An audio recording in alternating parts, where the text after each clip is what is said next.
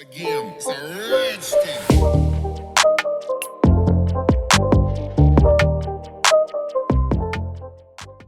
What is going on, guys? Welcome back. In today's video, we're going to build a simple and minimal REST API in Python using Flask. And for those of you who don't know what a REST API is, it's basically a thing that you can send requests to, HTTP requests, and you get some responses. It takes some actions maybe in the background.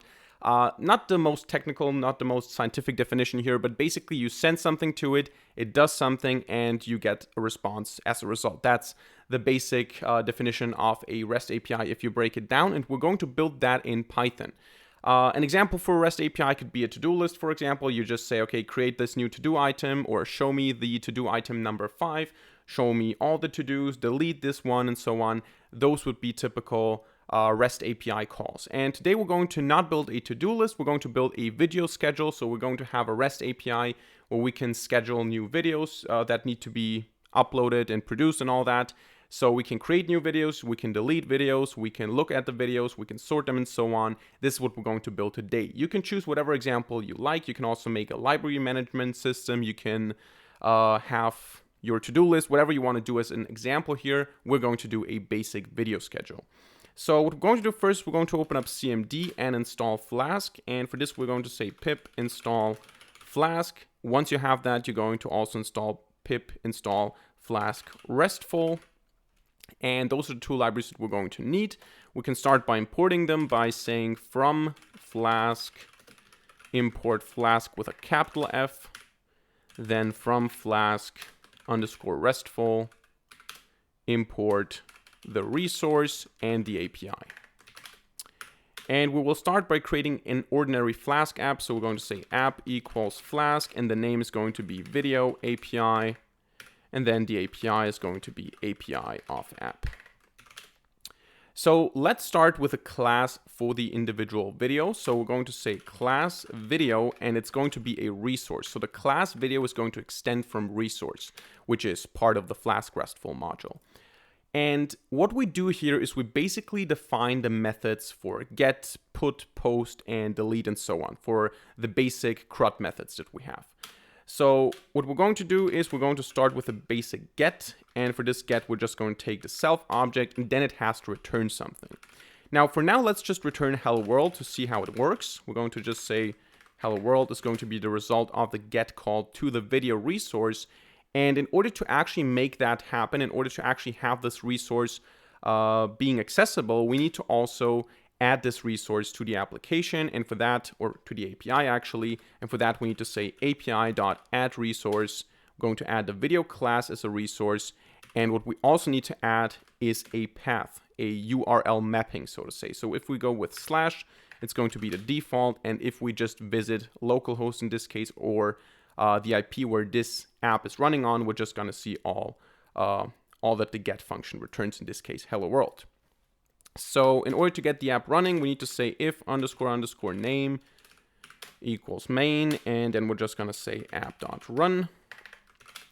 And we can right click the file and run this, and there you go. Our first REST API is running. So we're going to open up the terminal, and we're going to curl our way into the results. So as you can see, it's running on localhost port 5000. I'm going to use my command line here to say curl and then HTTP localhost 5000. There you go. You can see hello world is the response. And we can, of course, also do the same thing with the browser. So I can just go to Firefox and say localhost and then 5000. And I'm going to see hello world here as a JSON output. So this is how we basically set up the REST API. All right, so let's now go ahead and create an actual dictionary full of videos so that we have a resource to return and not just a static string. We're going to say videos equals this dictionary here. Then we have video 1 is going to be a dictionary itself, and it has a title, I don't know, hello world in Python, for example. And then we say video 2, also dictionary with a title in it, and the title is why MATLAB is the best language ever. There you go. Very reasonable video. And what we're going to do now is we're going to not return hello world. We're going to return the full videos dictionary here. And if we run this, you're going to see that this works.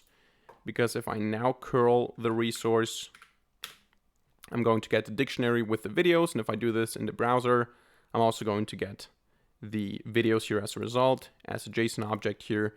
And this works. Now, what if I don't want to have all the videos? I only want to have specific videos.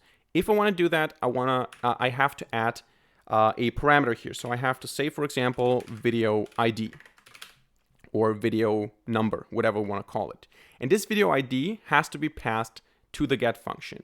And we can say here, when we add the resource to the API, we can say that it's going to be part of the URL. So we're going to say, for example, /videos, and then I'm going to use these angle brackets and say video ID. And this is automatically going to be linked to that parameter. So this here is going to be linked with that. And when I do a get call onto that URL, obviously here is going to be some identifier and not that string. Then I'm going to get it into that function. And by doing that, I can just say return videos and then video ID like that. And if I now restart this, first of all, this is not gonna work anymore. As you can see, 404. Now, if I go to videos/test, I'm going to see internal server error because there is no resource there. But if I say video 1, you can see I get hello world in Python, video 2, why MATLAB is the best language ever, and video 3 doesn't work anymore. So this is how we can do that. And of course, we can also try something like if video ID equals, actually, if it's empty, does that work? Not sure if that works. We can try that. We can return all the videos if no ID was specified. I'm not sure if that's going to work. Otherwise, we can just use something like all, /all, for example. But let's just go ahead and see if that works. No, doesn't work. But the rest does work, right? Okay. So let's try and say all. And then we're going to rerun this. And we're going to curl /all. There you go. You can see that works. I'm not sure why the empty string doesn't work, to be honest, but it doesn't seem to work. So we're not going to do it. But with that, it works. We're going to do it a different way anyway. So let's just forget about this part for now. But this is how we can access individual resources. Now let's go ahead and add a little bit more action to it by also allowing for different methods like put, post, and delete. Because get is basically just for getting something from the server, and if we put something, we update it, we change it, or we create it. So what we're going to do is we're going to say def put, and we're going to also pass a video ID here so that we know what we're creating there. And in order to create a new video, we need to also specify the title, for example. And if the video has multiple fields, of course, we need to specify all of these fields. In other words, we need to add some arguments. We need to add some arguments to the request so that we know what are the parameters that we're passing to the creation process. And in order to do that, we need to parse these arguments. And in order to do that, we need to import something which is called recparse. From Flask RESTful import recparse.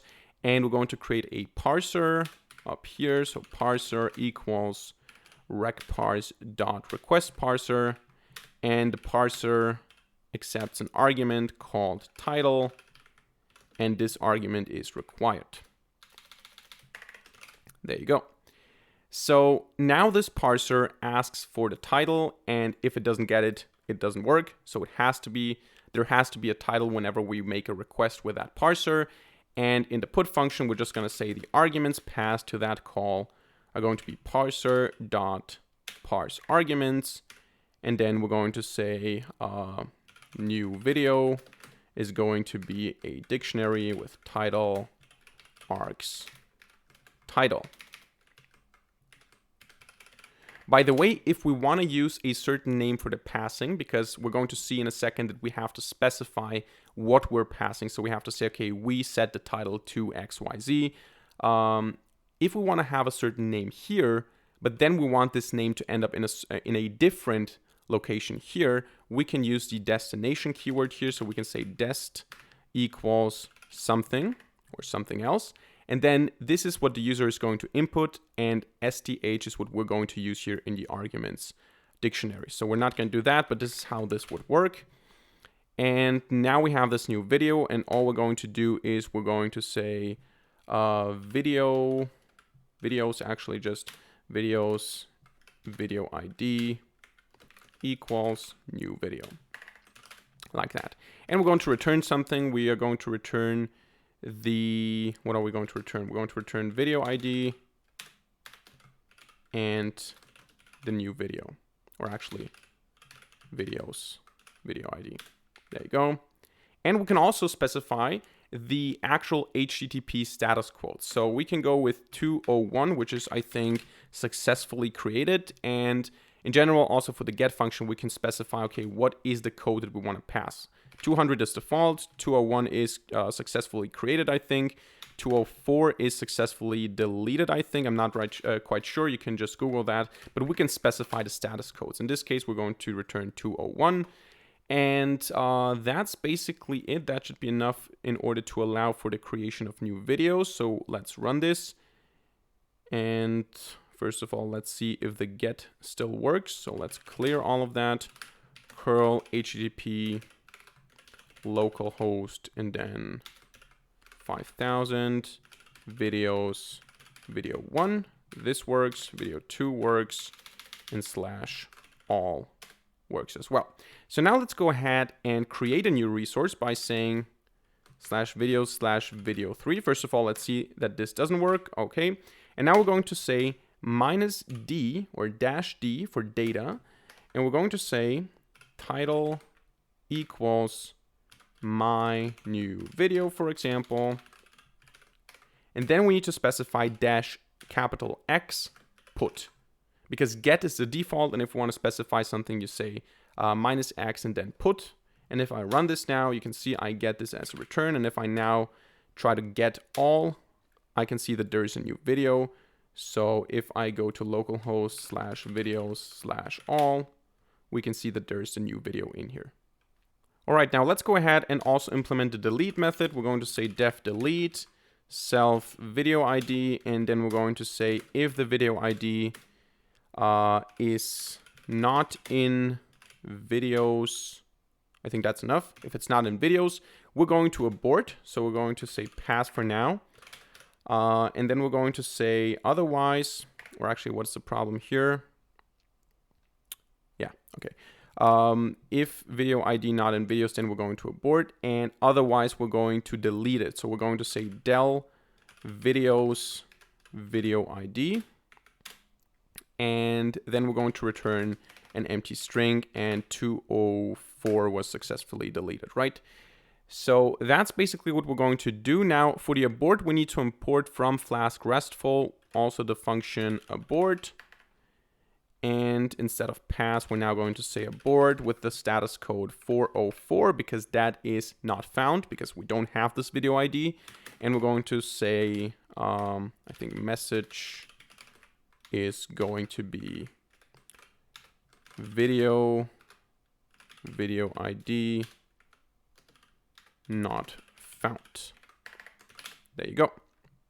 And we can also add the same thing, by the way, to the get as well. So like that.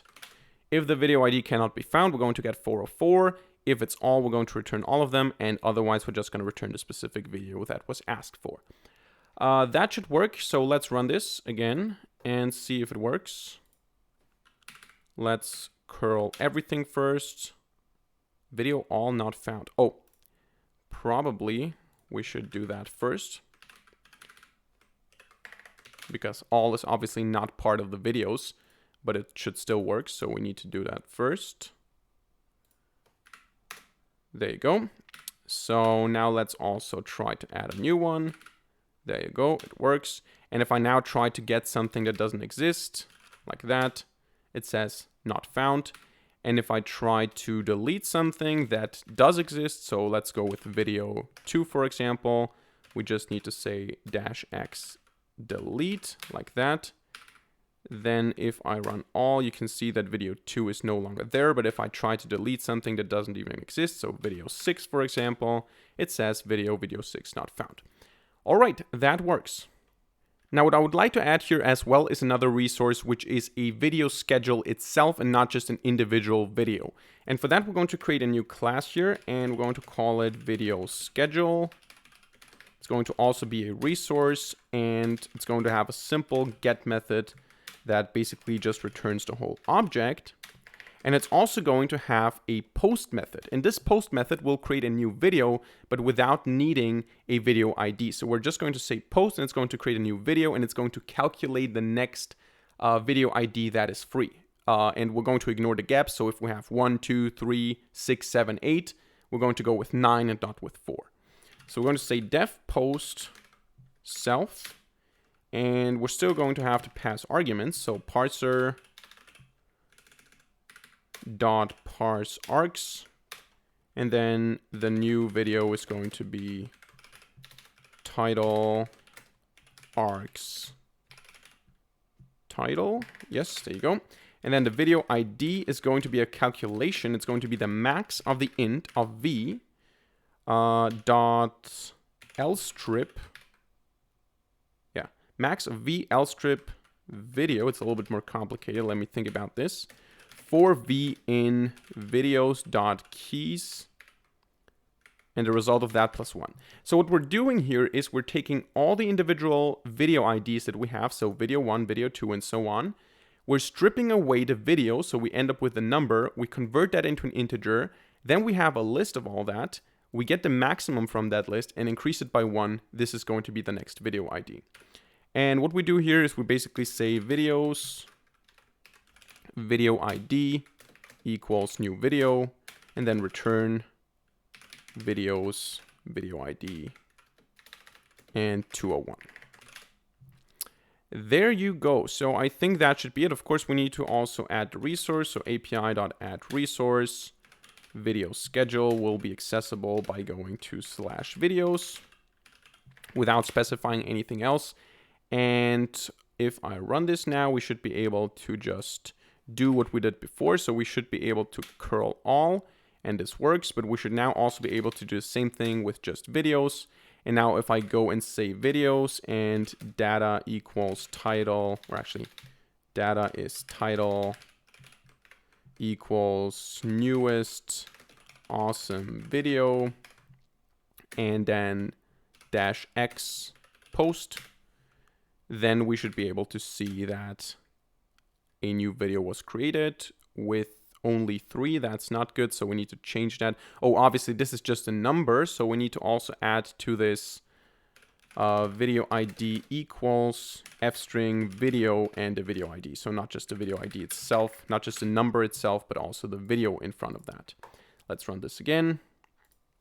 Let's see again what we have here. Let's post again. Let's see again, and there you go, video 3 was created. Now I can run this command a couple of times, so it's always going to be the same title, but we're going to see that if I now go to that, we have a bunch of new videos, 4, 5, 6, 7, 8, 9, so that works. Now one thing that's problematic here with the current situation is that we have this local dictionary here that is initialized at start, and we manipulate it, we add to it, we change, we delete and all that. But once the app is closed, everything is gone and this gets loaded again the next time we start the application. Now, usually you want to have a database or something in the backend.